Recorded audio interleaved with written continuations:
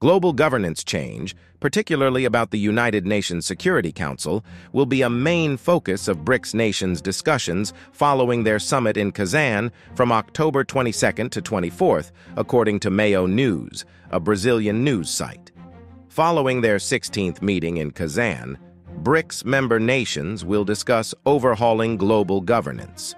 According to the expert, these nations are well positioned to create peaceful relations in a multipolar world, underlining their growing responsibilities in managing the global economy.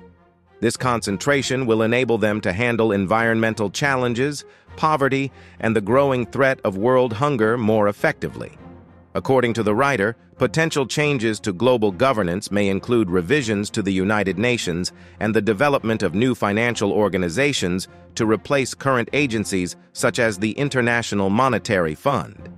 In September, India, Brazil, and South Africa issued a joint statement emphasizing the urgent need to change the UN Security Council, proclaiming it an urgent international priority.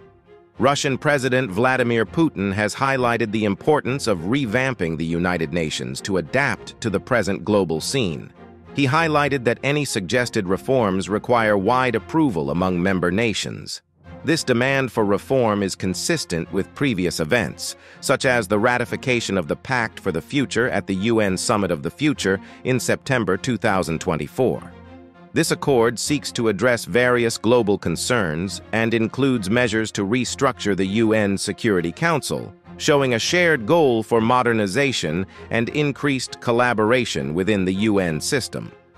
Despite these efforts, Russia expressed resistance to certain sections of the accord, claiming that it did not adequately contain changes aimed at bolstering the concept of non-interference in nations' internal affairs. Russia's deputy foreign minister indicated that nations unsatisfied with the accord were not given an appropriate opportunity for additional talks.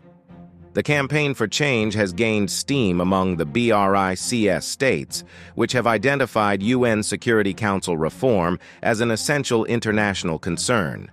They claim that the existing organization does not appropriately reflect modern geopolitical realities and that Western nations' influence, notably in the Security Council, must be addressed. The United Nations was established in the aftermath of World War II with the primary goals of avoiding future wars and promoting international cooperation and peace. The notion for such an organization arose during the war, culminating in the United Nations Declaration on January 1, 1942, when 26 nations pledged to continue fighting the Axis forces.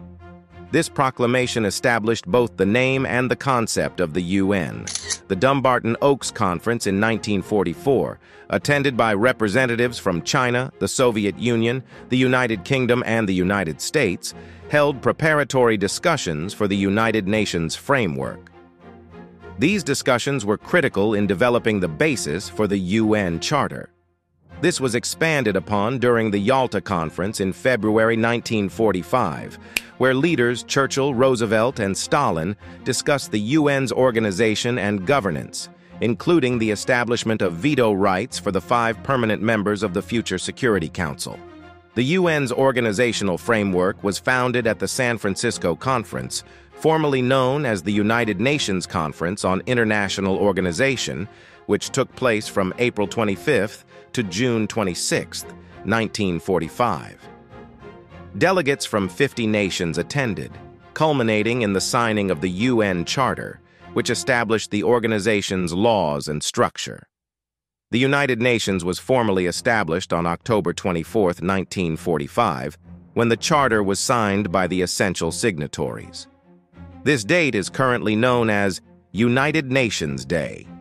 Let us take a little stop. Could you do us a favor? If you love our material, please click the like button.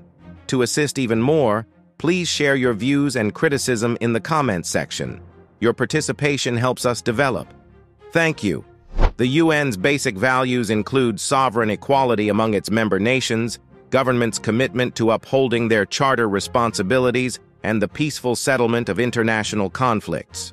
Its main institutions are the General Assembly, the Security Council, the Economic and Social Council, the Trusteeship Council, which is now dormant, the International Court of Justice, and the Secretariat, which is overseen by the Secretary General. These organizations seek to coordinate efforts on a variety of subjects, including international peace, social and economic development, human rights, and the advancement of international law. Since its creation, the United Nations has played a critical role in post-war rebuilding, notably in Europe and throughout the decolonization movements of the 1950s and 1960s, emphasizing its relevance in international administration. It has also participated in a number of peacekeeping operations and conflict resolution initiatives across the world. Furthermore, the UN has made substantial contributions to human rights advocacy, most notably through the Universal Declaration of Human Rights in 1948, and has addressed global issues such as climate change, terrorism, and health problems. The United Nations has grown from its original membership of 51 nations to now include virtually all recognized sovereign countries, for a total of 193. However, the UN has faced widespread criticism from its inception, focusing on various elements of its organization, operations, and performance. Persistent criticisms focus on concerns such as slowness, inadequate dispute resolution, a lack of openness, and perceived bias. Critics frequently object to bureaucratic inefficiencies within the UN, stating that the organization's complicated decision-making procedures can impede rapid crisis responses. This is exacerbated by the necessity for unanimity among major nations in the Security Council, where the 5 permanent members' veto power may stymie meaningful action.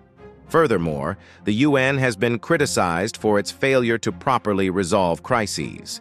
Despite several peacekeeping operations, it has frequently been viewed as unsuccessful in avoiding or decisively resolving hostilities, with some missions plagued by claims of misbehavior. Notable failures include the UN's insufficient reaction to the Rwandan genocide and the turmoil in former Yugoslavia in the 1990s. Transparency and accountability have also been major concerns, with opponents claiming that the UN's decision-making procedures and financial expenditures are not sufficiently transparent. This lack of openness can harm the organization's reputation and encourage suspicions of wrongdoing. Furthermore, the UN has been accused of being biased in its approach to international affairs, favoring the interests of its most powerful members over the values of justice and equality. This critique is especially prominent in the context of the Israeli-Palestinian conflict and other Middle Eastern issues, when the UN's actions or inactivity are interpreted as reflecting greater geopolitical prejudices. The Security Council is a major source of conflict since its composition and power dynamics are based on the post-World War II system rather than contemporary global realities. Critics claim that this structure results in unrepresentative government and uneven influence, leading proposals for revisions to embrace emerging powers and more evenly divide decision-making ability. In addition to these broad complaints, the BRICS countries have been vocal advocates for change inside the UN. The BRICS group, along with several countries from the Global South, has expressed the need for comprehensive changes at the UN, highlighting Western powers' disproportionate influence, particularly in the Security Council, where the 5 permanent members, the United States, United Kingdom, France, Russia, and China, have veto power. With more than 40% of the world's population and over 25% of the world's GDP, the BRICS argue that the UN's existing structure does not reflect modern global dynamics. Furthermore, African states, which account for around 28% of the UN's membership, lack permanent representation on the Security Council. Critics argue that Western countries continue to hold a disproportionate share of voting power in major global financial institutions like the International Monetary Fund and the World Bank, undermining emerging economies and complicating efforts to establish a more representative global governance framework. In recent years, countries such as India and Brazil have backed plans to enlarge the Security Council to include permanent members for significant developing nations, which have gained some traction despite opposition from Western powers. BRICS countries routinely accuse Western states and international institutions, including the United States, of prejudice and double standards, notably in terms of human rights. Russia and China, both members of the BRICS, frequently face worldwide scrutiny for their internal policies, although similar concerns in Western countries appear to receive less attention. This apparent double standard extends to worldwide responses to conflicts and humanitarian crises, as seen by divergent reactions to Hamas's acts and Israel's subsequent response. Human rights organizations have identified some of these activities as probable war crimes, but the international response has been varied, generating accusations of partiality. The handling of refugees in Europe highlights these differences.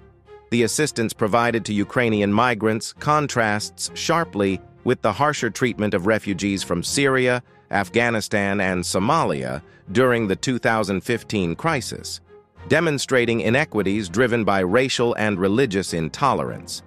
The BRICS countries also underline the West's continued dominance in organizations such as the IMF and the World Bank, which were founded after World War II and represent an outmoded global power structure. Despite considerable shifts in global economic power, these institutions have failed to sufficiently restructure their governance structures to reflect these developments, notably in terms of voting rights. Geopolitical tensions between BRICS and Western countries remain high, with recurrent confrontations and policy disagreements emphasizing the need for global governance reforms.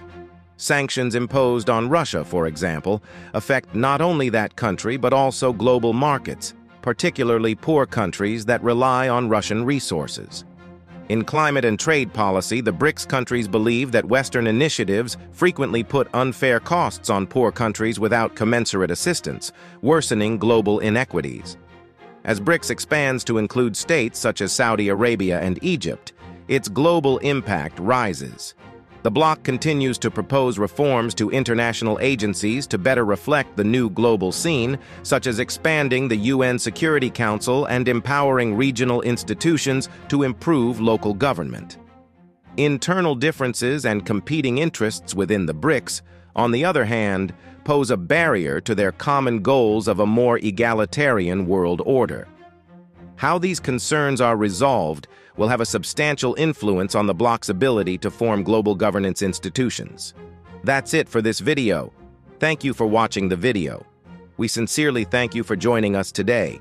If our work resonated with you or inspired you, please consider showing your support by liking it and subscribing to keep connected with our community.